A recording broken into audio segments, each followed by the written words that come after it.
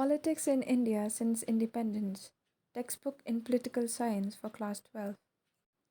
Chapter 1. Challenges of Nation Building. Challenges for the New Nation. At the hour of midnight on 14 to 15 August 1947, India attained independence. Jawaharlal Nehru, the first Prime Minister of Free India, addressed a special session of the Constituent Assembly that night. This was the famous Tryst with Destiny speech that you are familiar with. This was the moment Indians have been waiting for. You have read in your history textbooks that there were many voices in our national movement, but there were two goals almost everyone agreed upon. One, that after independence we shall run our country through democratic government, and two, that the government will be run for the good and for all, particularly the poor and the socially disadvantaged groups. Now that the country was independent, the time had come to realize the promise of freedom. This was not going to be easy. India was born in a very difficult circumstances. Perhaps no other country by then was born in a situation more difficult than that of India in 1947. Freedom came with the partition of the country. The year 1947 was a year of unprecedented violence and trauma of displacement. It was in this situation that independent India started on its journey to achieve several objectives. Yet the turmoil that accompanied independence did not make our leaders lose sight of the multiple challenges that faced the new nation. Three challenges. Broadly, independent India faced three kinds of challenges. The first and the immediate challenge was to shape a nation that was united yet accommodative of the diversity in our society. India was a land of continental size and diversity. Its people spoke different languages and followed different cultures and religions. At that time, it was widely believed that a country full of such kinds of diversity could prove everyone's worst fears. There were serious questions about the future of India. Would India survive as a unified country? Would it do so by emphasizing national unity at the cost of every other objective? Would it mean rejecting all regional and subnational identities? And there was an urgent question: how was integration of the territory of India to be achieved? The second challenge was to establish democracy. You have already studied the Indian Constitution. You know that the Constitution granted fundamental rights and extended the right to vote to every citizen. India adopted representative democracy based on the parliamentary form of government. These features ensure that the political competition would take place in a democratic framework. A democratic constitution is necessary but not sufficient for establishing a democracy. The challenge was to develop democratic practices in accordance with the constitution. The third challenge was to ensure the development and well being of the entire society and not only some sections. Here again, the Constitution clearly laid down the principle of equality and special protection to socially disadvantaged groups and religious and cultural communities. The Constitution also set out in the directive principles of state policy the welfare goals that democratic politics must achieve. The real challenge now was to evolve effective policies for economic development and eradication of poverty. How did independent India respond to these challenges? To what extent did India succeed in achieving the various objectives set out by the Constitution? This entire book is an attempt to respond to these questions. The book tells the story of politics in India since independence so as to equip you to develop your own answers to big questions like these. In the first three chapters, we look at how the three challenges mentioned above were faced in the early years after independence. In this chapter, we focus on the first challenge of nation building that occupied center stage in the years immediately after independence. We begin by looking at the events that formed the context of independence. This can help us understand why the issue of national unity and security became a primary challenge at the time of independence.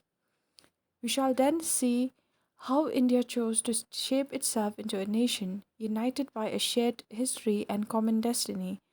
This unity had to reflect the aspirations of people across the different regions and deal with the disparities that existed among regions with different sections of people. In the next two chapters, we shall turn into the challenge of establishing a democracy and achieving economic development with equality and justice. Partition, displacement, and rehabilitation. On 14 to 15 August 1947, not one but two nation states came into existence, India and Pakistan. This was a result of partition, the division of British India into India and Pakistan. The drawing of the border demarcating the territory of each country marked the elimination of political developments that you have read about in the history textbooks. According to the two nation theory advanced by the Muslim League, India consisted of not one but two people, Hindus and Muslims.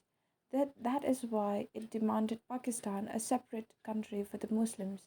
The Congress opposed this theory and the demand for Pakistan, but several political developments in 1940s, the political competition between the Congress and the Muslim League, and the British role led to the decision for the creation of Pakistan. Process of partition. Thus, it was declared that what was still then known as India would be divided into two countries, India and Pakistan. Such a division was not only very painful, but also very difficult to decide and to implement. It was decided to follow the principle of religious majorities. This basically means that areas where the Muslims were in majority would make up the territory of Pakistan. The rest was to stay with India. The idea might appear simple, but it presented all kinds of difficulties. First of all, there was no single belt of Muslim majority areas in British India. There were two areas of concentration, one in the west and one in the east. There was no way these two parts could be joined. So it was decided that the new country, Pakistan, will comprise two territories, West and East Pakistan, separated by a long expanse of Indian territory. Secondly, not all Muslim majority areas wanted to be in Pakistan. Khan Abdul Ghaffar Khan, the undisputed leader of the northwestern frontier province and known as Frontier Gandhi, was staunchly opposed to the two nation theory. Eventually, his voice was simply ignored and the NWFP was made to merge with Pakistan. The third problem was that two of the Muslim majority provinces of British India, Punjab and Bengal, had very large areas where non Muslims were in majority. Eventually, it was decided that these two provinces would be bifurcated according to the religious majority at the district or even lower level. This decision could not be made by the midnight of 14 to 15 August. It meant that a large number of people did not know on the day of independence whether they were in India or in Pakistan. The partition of these two provinces caused the deepest trauma of partition. This was related to the fourth and the most intractable of all problems of partition. This was the problem of minorities on both sides of the border. Lakhs of Hindus and Sikhs in the areas that were now in Pakistan and an equally large number of Muslims on the Indian side of Punjab and Bengal found themselves trapped. They were to discover that they were undesirable aliens in their own home, in the land where they and their ancestors had lived for centuries. As soon as it became clear that the country was going to be partitioned, the minorities on both sides became easy targets of attack. No one had quite anticipated the scale of this problem. No one had any plans for handling this. Initially, the people and political leaders kept hoping that this violence was temporary and would be controlled then. But very soon the violence went out of control. The minorities on both sides of the border were left with no option except to leave their homes, often at a few hours' notice.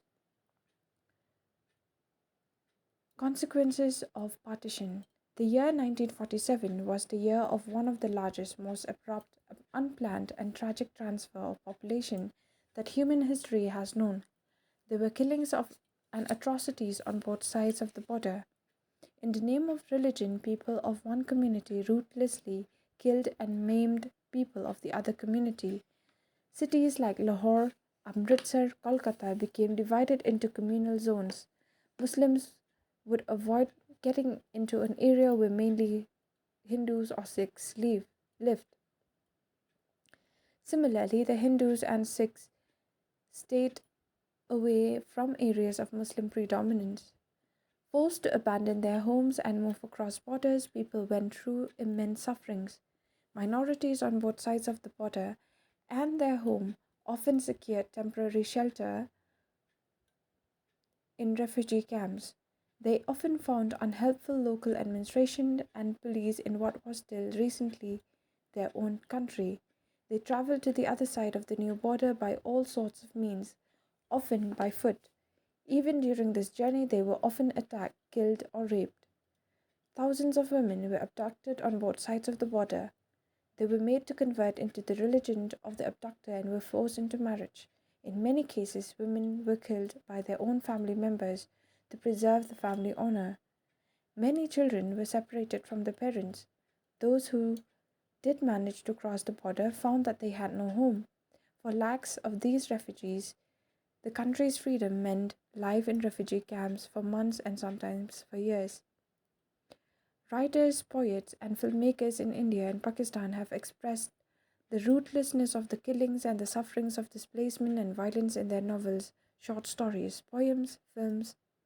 While recounting the trauma of partition, they have often used the phrase that the survivors themselves used to describe partition as a division of hearts. The partition was not merely a division of properties, liabilities, and assets, or a political division of the country and the administrative apparatus, but also got divided were the financial assets and things like tables, chairs, typewriters, paper clips, books, and also musical instruments of the police band. The employees of the government and the railways were also divided. Above all, it was a violence of separation of communities who had hitherto lived together as neighbors. It is estimated that the partition forced about 80 lakhs of people to migrate across the new border. Between 5 to 10 lakhs people were killed in partition related violence. Beyond the administrative concerns and financial strains, however, the partition posed another deeper issue. The leaders of the Indian national struggle did not believe in the two nations theory, and yet partition on religious basis had taken place. Did that make India a Hindu nation automatically? Even after a large migration of Muslims to the newly created Pakistan, the Muslim population in India accounted for 12% of the total population in 1951. So, how would the government of India treat its Muslim citizens and other religious communities? The partition had already created several severe conflicts between the two communities. There were competing political interests behind these conflicts. The Muslim League was forced to protect the interests of the Muslims in colonial India. It was in the forefront of the demand for a separate Muslim nation. Similarly, there were organizations which were trying to organize the Hindus in order to turn India into a nation of Hindus. But most leaders of the national movement believed that India must treat persons of all religions equally and that India should not be a country that gave superior status to adherents of one faith and inferior to those who practice another religion. All citizens would be equal irrespective of the religious affiliation. Being religious or a believer would not be a test of citizenship. They cherished, therefore, the ideal of a secular nation. This ideal was enshrined in the Indian Constitution. Integration of the princely states. British India was divided into what were called the British Indian provinces and princely states. The British Indian provinces were directly under the control of the British government. On the other hand, several large and small states ruled by princes, called the princely states, enjoyed some form of control over their internal affairs as long as they accepted British supremacy. This was called paramountcy or suzerainty of the British Crown. Princely states covered one third of the land area of the British Indian Empire and one out of the four Indians lived under princely rule. The problem. Just before independence, it was announced by the British that with the end of their rule over India, paramountcy of the British Crown over princely states would also lapse. This meant that all these states, as many as 565 in all, would become legally independent. The British government took the view that all these states were free to join either India or Pakistan or remain independent if they so wished. This decision was left not to the people but to the princely rulers of these states. This was a very serious problem and could threaten the very existence of a united India. The problem started very soon. First of all, the ruler of Travancore announced that the state had decided on independence. The Nizam of Hyderabad made similar announcement the next day. Rulers like Nawab of Bhopal were averse to joining Constituent Assembly. The response of the rulers of the princely states meant that after independence, there was a very real possibility that India would get further divided into a number of small countries. The prospects of democracy for the people in these states also looked bleak. This was a strange situation since the Indian independence was aimed at unity, self determination, as well as democracy. In most of these princely states, government were run in a non democratic manner, and the rulers were unwilling to give democratic rights to their populations. Government's approach. The interim government took a firm stance against the possible division of India into small principalities of different sizes. The Muslim League opposed the Indian National Congress and took the view that the states should be free to adopt any course they like. Sardar Patel was India's deputy prime minister and the home minister during the crucial period immediately following the independence. He played a historic role in negotiating with the rulers of princely states firmly but diplomatically and bringing most of them into the Indian Union. It may look easy now, but it was a very complicated task which required skillful persuasion. For instance, there were 26 small states in today's Orissa. Saurashtra region of Gujarat had 14 big states, 119 small states, and numerous other different administrations. The government's approach was guided by three considerations.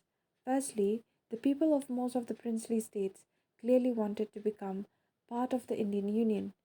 Secondly, the government was prepared to be flexible in giving autonomy to some regions.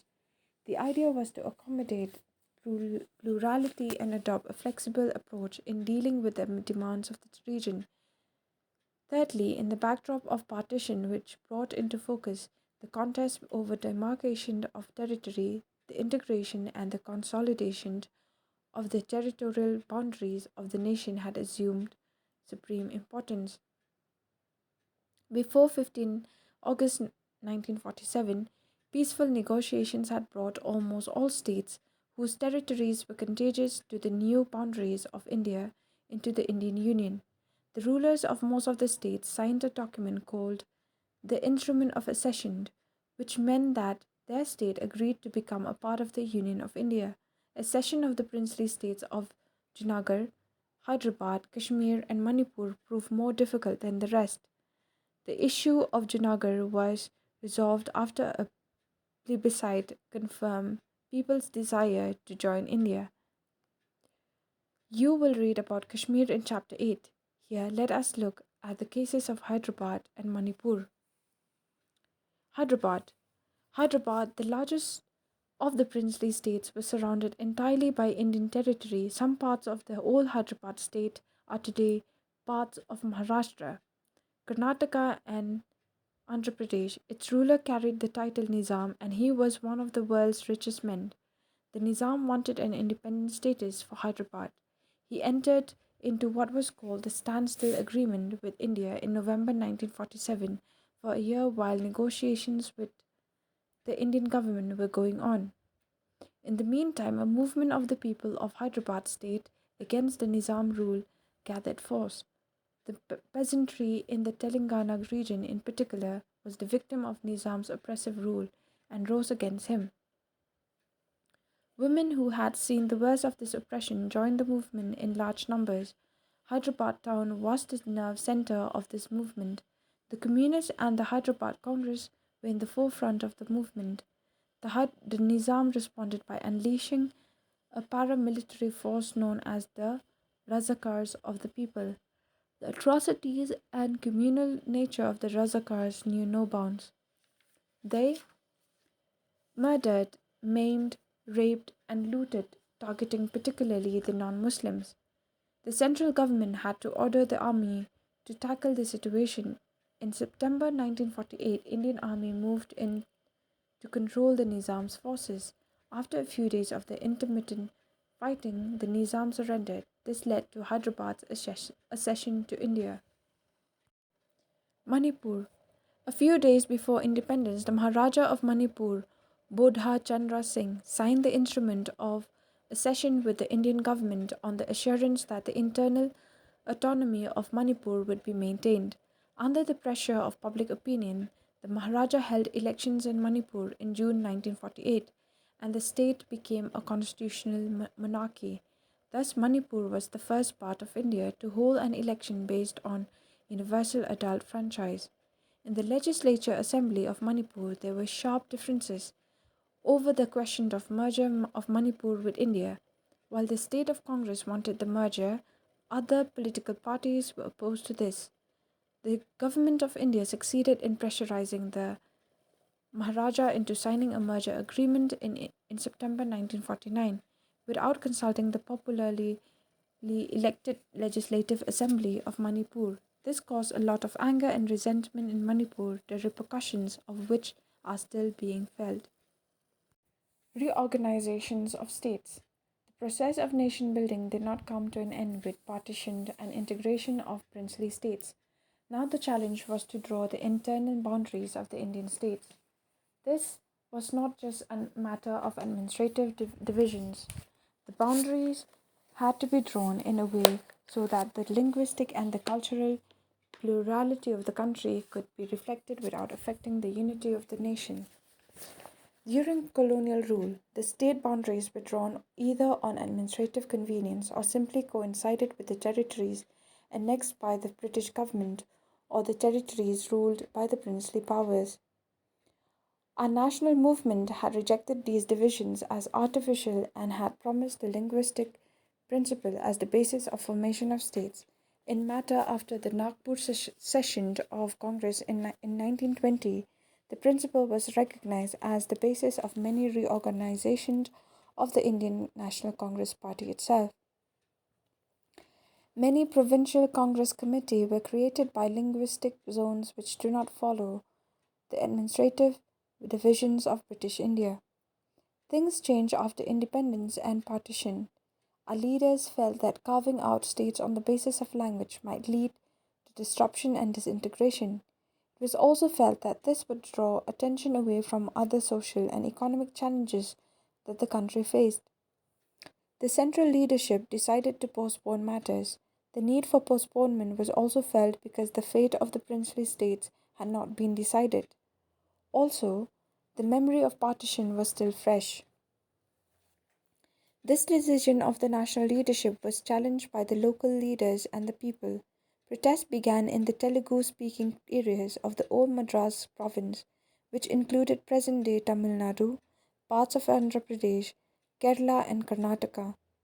The Vishal Andhra movement, as the movement for a separate Andhra was called, demanded that the Telugu speaking areas should be separated from the Madras province, of which they were a part, and be made into a separate Andhra province. Nearly all the political forces in the Andhra region were in favor of linguistic reorganization of the then Madras province. The movement gathered momentum as a result of the central government's vacillation.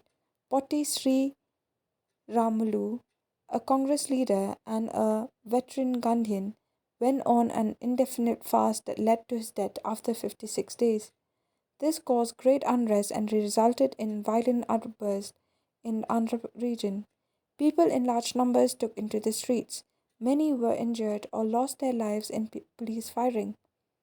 In Madras, several legislatures resigned their seats in protest. Finally, the Prime Minister announced the formation of a separate Andhra state in December 1952. The formation of Andhra spurred the struggle for making the other states on linguistic lines in other parts of the country. These struggles forced the central government into appointing a state reorganization commission in 1953 to look into the question of redrawing of the boundaries of states. The commission, in its report, accepted that the boundaries of the state should reflect the boundaries of different languages. On the basis of its report, the States Reorganization Act was passed in 1956. This led to the creation of 14 states and 6 union territories. One of the most important concerns in the early years was the demands of separate states would endanger the unity of the country.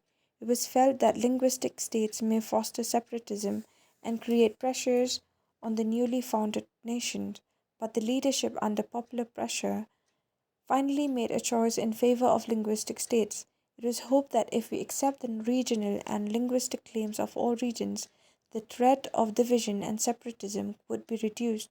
Besides, the accommodation of regional demands and the formation of linguistic states were also seen as more democratic.